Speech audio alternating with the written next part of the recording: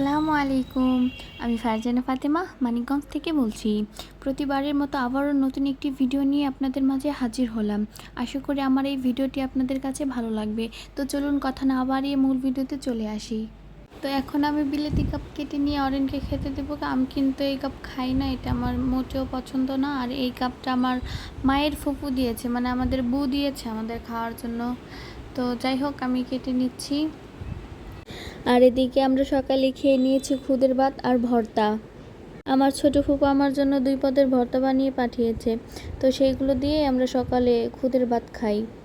আর ভর্তা কিন্তু আমার ফুপু আমার জন্য পাঠিয়েছে, আর গাবগুলো কিন্তু আমার মায়ের ফুপু আমাদের জন্য পাঠিয়েছিল। সবথেকে মজার বিষয় হচ্ছে আমাদের সব আত্মীয় স্বজন আমরা বেশিরভাগই একই গ্রামে, তো তাই একটু বেশিই আদর পাই। আর মিলেমিশে থাকার মাঝেই গ্রামে থাকার আনন্দটা। আর এই আনন্দ বা সুখটা আপনি কখনো টাকা দিয়ে কিনতে পারবেন না, যেটা আত্মীয় স্বজন পরিবারের মাঝে থেকে পাবেন। যাই হোক, এখন আমি একেবারে দুপুরে রান্নায় চলে যাব। আর রান্নাটা আমি করছি না, আমার মা করছে, তো আমি পাশে থেকে ভিডিও করছি। আর এটা ছিল শুক্রবারের ভিডিও।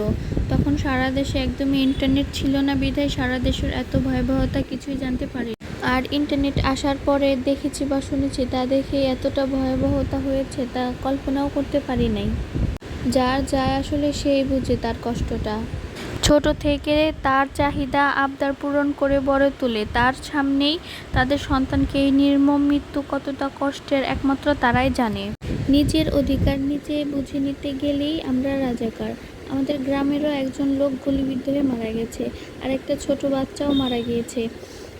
আরও কতজন মারা গেছে তা এখনও অপ্রকাশিত।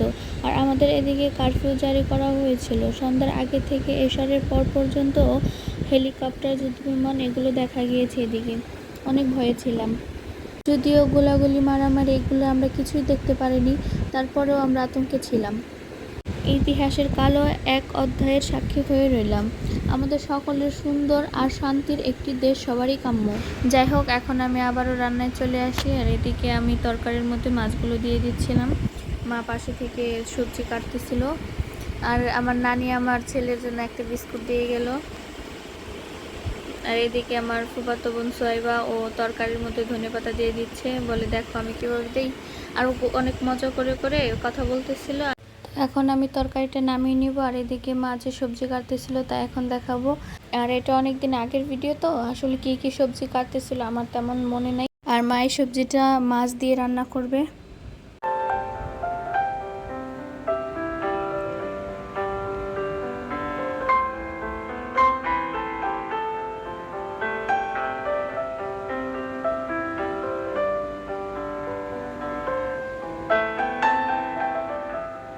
আর এদিকে মা সবজিগুলো ধুয়ে নিচ্ছে। আর আমার ফুফাতো বোন বলতেছে, এই দেখো আমি ধনেপাতা পরিষ্কার করতেছি, তো তুমি আমার একটু ভিডিও নাও।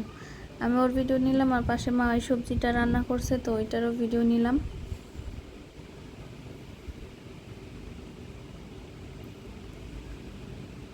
আর এইদিকে মার তরকারিটা হয়ে এসেছে, তো মা এখন তরকারিটা নামিয়ে নিচ্ছে। আর আমি বাসায় গেলে আমার ফুফাতো বোনকে আসতে বলি, আর আমরা দুজনে খুবই ভালো সময় কাটাই। আর এদিকে এরপর মা আর একটা ভাজি করে নেবে, এটা চন্দন দিয়ে কাঁঠালের বিচি।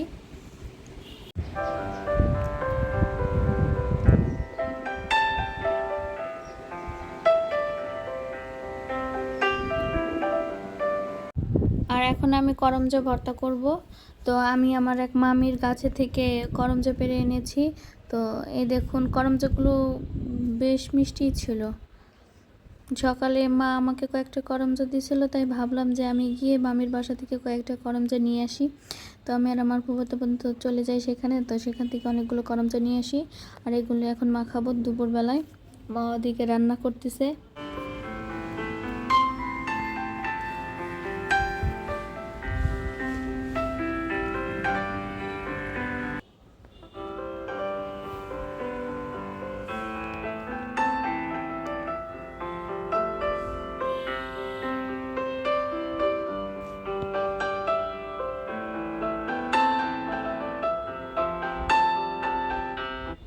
আর এগুলো আমি এখন শুকনো মরিচ, তেঁতুল, লবণ দিয়ে ভালোভাবে মেখে নিব।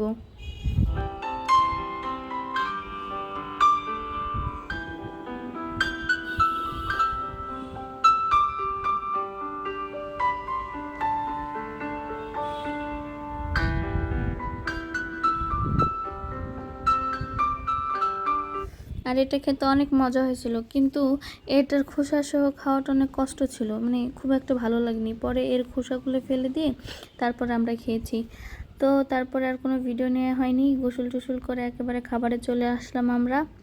তো এখন আমি আমার বোনকে বেরিয়ে দিয়েছি, সয়বাকে, আর আমিও বেরিয়ে নিয়েছি, মাও পাশে বসেছে। তো এই তো আমরা দুপুরের খাবারটা খেয়ে নিই।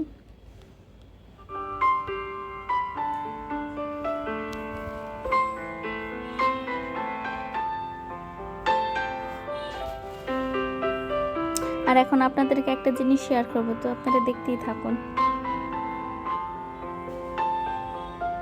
আমাদের বাড়ির সামনের মাঠের দৃশ্য এটা, পালান, আমাদের বাড়ির সামনের পালান এটা। তো তেমন আর ভিডিও নেওয়া হয়নি। রাতে আমরা সন্ধ্যায় নুডলস খাই। এরপর আমাদের ওইদিকে মহরম ছিল, তো এখান থেকে নিয়ে এনেছিল আমার নানি, আমার এক নানা দিয়ে গেছে। তো আমার এই ভিডিওটি যদি আপনাদের কাছে ভালো লাগে তাহলে অবশ্যই আমার ভিডিওতে লাইক কমেন্ট করে আমার পাশে থাকবেন। ধন্যবাদ সবাইকে আমার এই ভিডিওটি দেখার জন্য।